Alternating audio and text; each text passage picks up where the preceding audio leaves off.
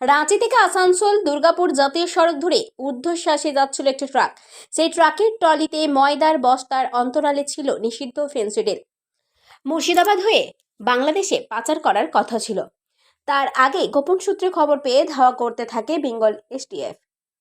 দুর্গাপুরের new township থানার DVC মোড়ে ধরে ফেলে গাড়িটিকে। তারপরেই ট্রাকের ট্রলিতে ঢুকেই চোখ কপালে ওঠে এসটিএফ এর কর্তাদের। ময়দার বস্তার পাশেই রয়েছে বহু ফেন্সিডিলের বস্তা।